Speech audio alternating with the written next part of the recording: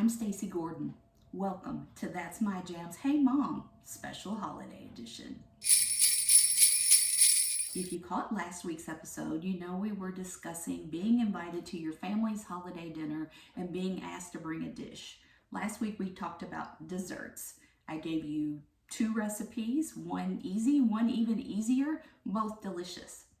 We're going to do the same thing today, only we're going to be talking about side dishes. Since Hey Mom is geared towards people who haven't been cooking very long, we're going to go with some super basic recipes. But even if you have been cooking your whole life, you might still enjoy these recipes, so stick around. The first recipe we're going to make today is sweet potatoes. Now, I struggled with this a little bit because it seems like the popular thing to do these days is to make sweet potato casserole. And I started to do that, but that's not what I grew up eating. So I'm going to teach you to make sweet potatoes the way that my family eats them. And hopefully it'll be something that you'll enjoy. I've got a pot of water on the stove, and this Dutch oven is filled to about this level right here. So now I'm going to take my sweet potatoes. I've got 3 of them today. I'm just going to throw them right in this water. My pot is on a medium-high heat, and all we have to do now is sit back and wait for those potatoes to cook till they're soft.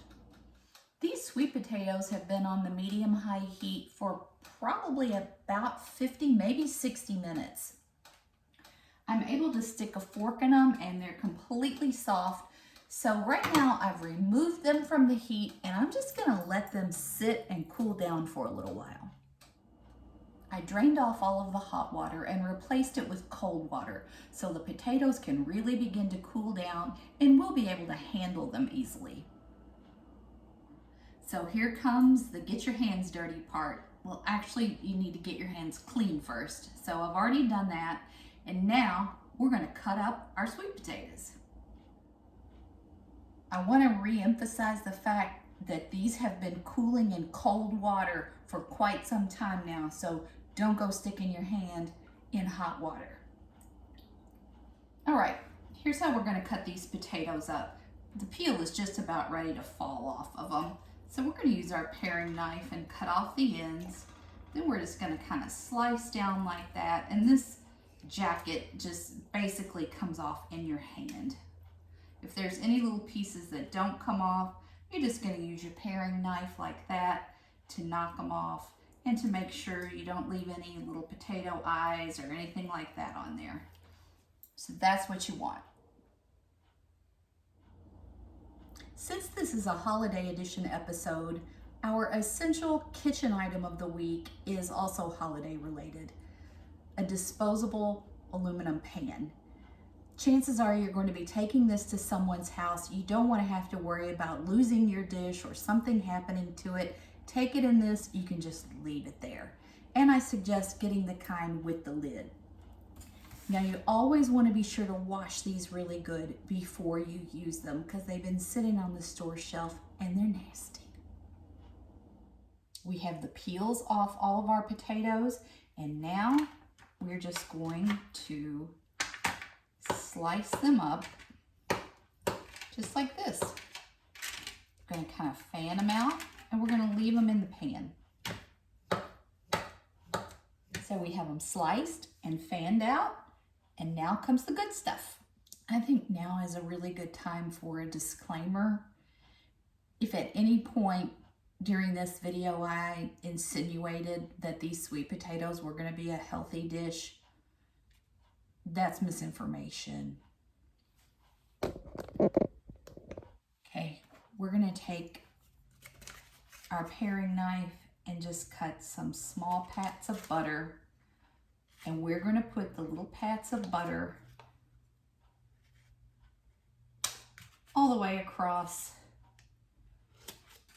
our sweet potatoes.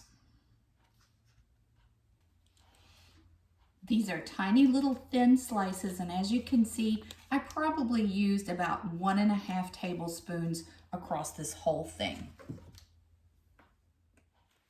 Now we need a little brown sugar. I'm just going to lightly sprinkle this around the top of all the potatoes. You're probably only using about 1 big tablespoon of brown sugar for the whole thing. And now a little corn syrup. You can use the dark or the light. I don't happen to have any dark today, although that's what I prefer. So I'm going to use the light. We're just going to drizzle that around. And again, probably all together, we're maybe using a tablespoon of this. So it's not as much as it looks. Now, this is ready to go in our oven. I have it preheated to 350 degrees, and we're just going to put this in here for a bit.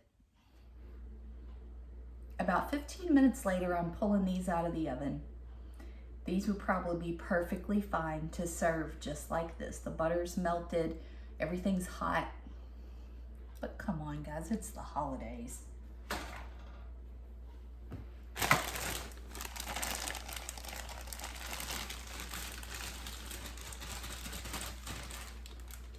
What do you think I am, some kind of Grinch or something?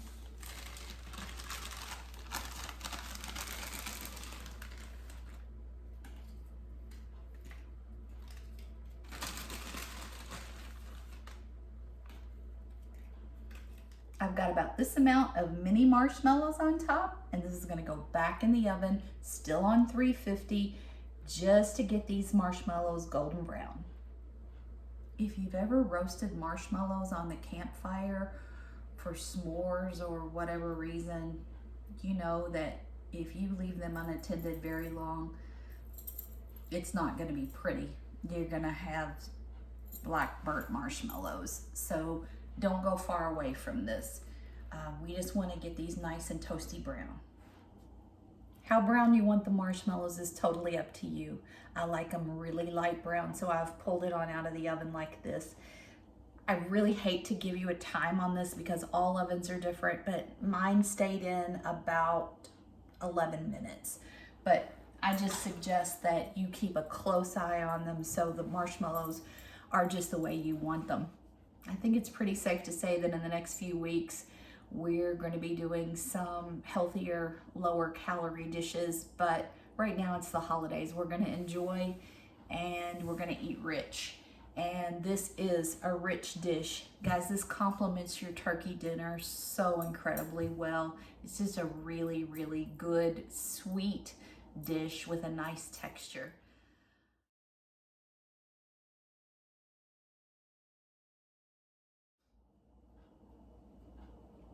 Our second recipe today actually is a casserole. So get ready, we're gonna make some corn casserole. 6 simple ingredients in this one. First thing we're gonna do is preheat our oven to 350 degrees, and we are going to melt a stick of butter. I typically melt my butter in the microwave just because that seems to be the simplest way to do it.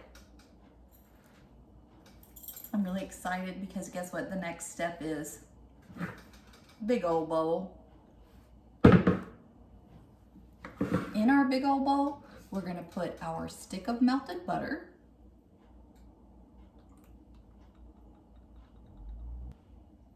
one package of Jiffy corn muffin mix, and for this recipe, I'm using the honey flavored. 1 can of creamed corn, and 1 can of whole kernel corn. I prefer white shoe peg corn just because I like the mix of white and yellow corns together, and the shoe peg corn is little tiny kernels and they're very crispy. So this is what I like. You can use any type of whole kernel corn that you choose. Just make sure to drain the can first.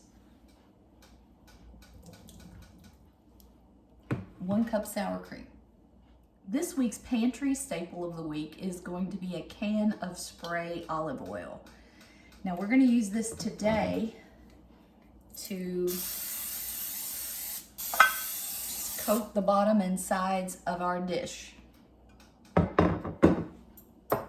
And now we're going to just stir up all these ingredients that we have in our big old bowl.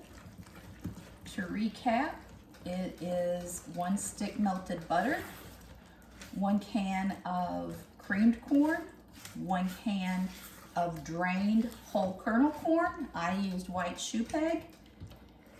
1 box of Jiffy muffin mix. I used the honey variety. And 1 cup sour cream. Once that's well blended, we're going to put it right in our greased casserole dish. We're going to smooth that out a little bit. And now this is ready to go in our preheated oven. That corn pudding needs to stay in our 350-degree oven for about 45 minutes. So that seems like just about the right amount of time to go listen to some music. I'm not really sure what I'm going to listen to, but I'll be sure to let you know. My 45-minute timer has gone off and I've pulled this corn casserole out of the oven and it smells fantastic, but now there's still one more step. I've got some medium cheddar cheese and we're going to put a little of that on the top and stick it back in the oven. I'm probably going to use about 1 cup of medium cheddar. I've got my cheddar on top and we're going to stick this back in the oven for about 5 or 10 minutes or until this cheese is melted.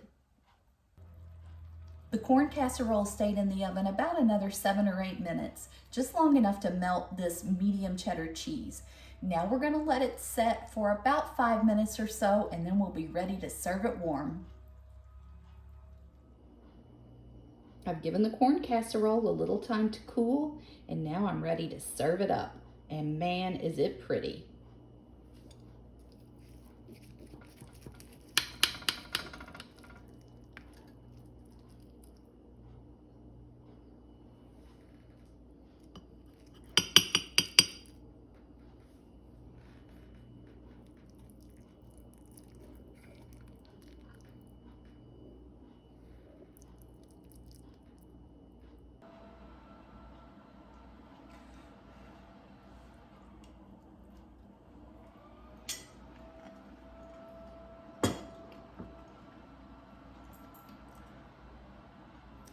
This is a great accompaniment to any holiday dinner.